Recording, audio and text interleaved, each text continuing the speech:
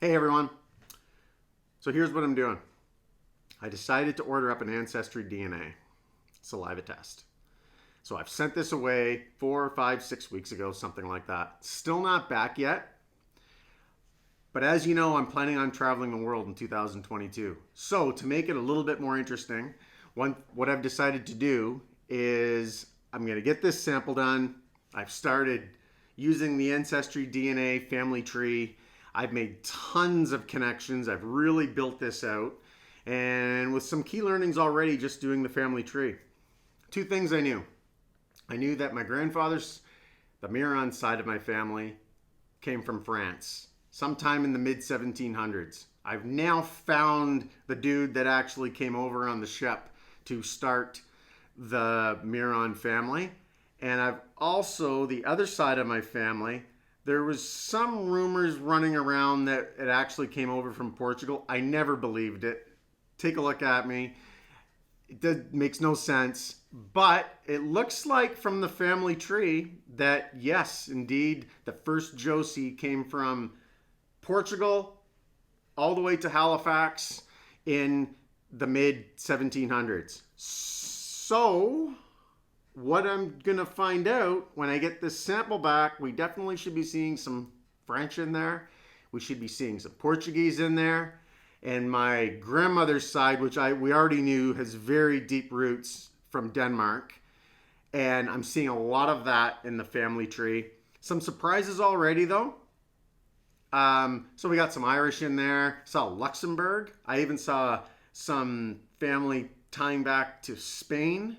So this is going to be really interesting to see how this DNA sample comes back, what I find out about where my ancestors came from, and be great to actually connect with some relatives and some people that I can search out and maybe connect with before I actually make my trip. Because one thing I'm going to do my best to do is I'm going to vlog this as I go to places like Portugal, Denmark, France, and really see if I can maybe make some connections with some with some cousins, some family members, and just connect. And with a little luck, they'll be open to putting this on camera, and I'm gonna share the journey. So that's it, that's all. Now we just gotta wait for the DNA test to come back.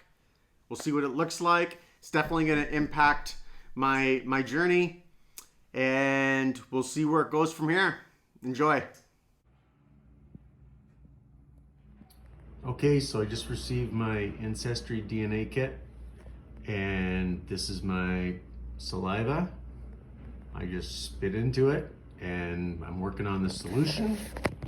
Now, we're just gonna shake it up. They said for a minimum 5 seconds.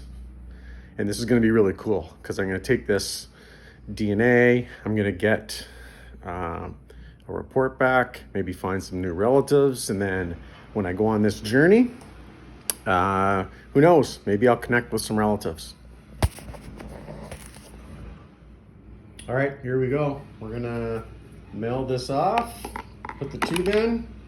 I'm told it's gonna take anywhere from 6 to 8 weeks, which is lots of time because I'm not leaving till at least end of January. So should give us lots of time to get everything back. Ships off to Ireland, and I'll be happy to share. Wish me luck. Okay, I missed a step. Actually, I gotta stick this vial into this collection bag. Okay, there we have it. We are ready now to send this off to Ancestry DNA, and we're gonna see what this comes back with. I think we're gonna get a little bit of Denmark, some Irish. We're gonna get some French, which is a big part of my background. What else? Oh, Swedish. We've got some Swedish in there. A lot of Scandinavian countries. So, and let's see if we have some other surprises. Okay, the results are in. Drum roll. Okay, so my Ancestry DNA. I got a bit of a breakdown of the makeup. Not a bit of a breakdown. I have the breakdown of how this is, how this plays out. And here's what we have. England and Northwestern Europe, 36%. This really covers much of this is my largest percentage. And primarily my Northern France background, which I knew there is some English in there, but this is very heavily concentrated into Northern France.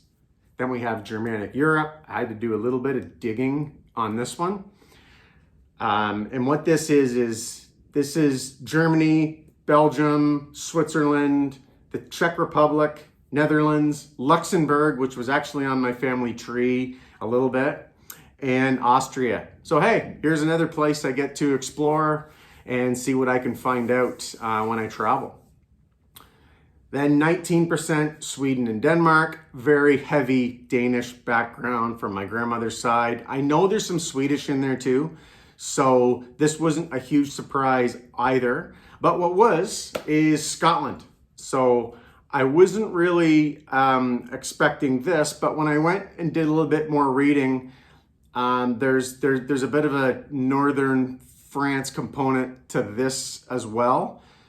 So I think that's where some of that's coming from, because I've never heard of any Scottish relatives, but it makes sense because I also have 5% Irish and 2% Norwegian, which makes a little bit of sense too when you take the Sweden and Denmark, that's in that same area. So that's how it breaks down. And again, so that's 36% England and Northern Western Europe, 20% Germanic Europe, which I explained, 19% Sweden and Denmark, 18% Scotland, 5% Irish, and 2% Norway. So the next part of it, which is interesting, is where did my ancestors first settle when they came over to North America? So this is pretty cool, and it's from the kind of Eastern Canada part, which makes sense, which I know with my roots. Newfoundland and southeastern Labrador settlers, and this is my ancestors that came over from England and Northwestern Europe, Scotland and Ireland. Southwestern Quebec French settlers, and that connects to my English and Northwestern Europe. Southwestern Quebec again, New York and Vermont French settlers. So again, a lot of French, a lot of France in my DNA. And this is England and Northwestern Europe and Scotland. This to me is primarily France. And then Northern and New England settlers. This is Nova Scotia, New Brunswick, and Maine border settlers.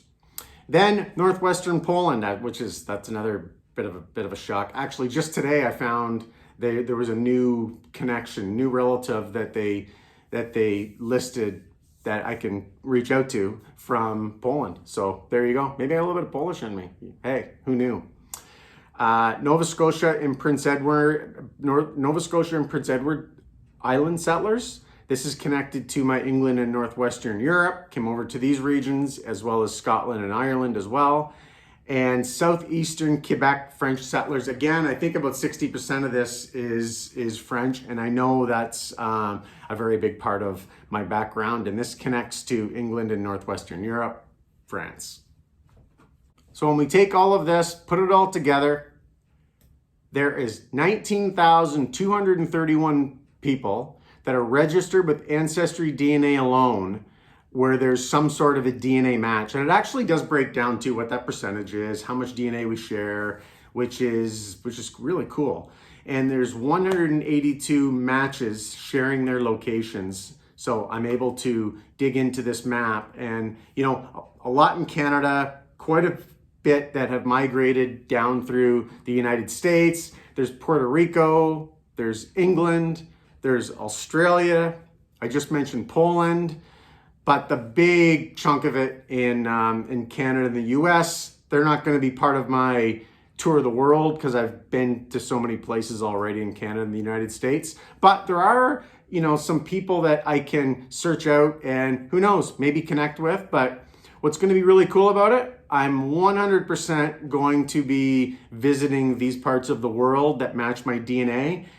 I mean, I have a year. I'm going to be out there regardless. But now that I actually know this. It's going to change my perspective a little bit. And this is something that as we travel the world, that I will definitely circle back on. So stay tuned.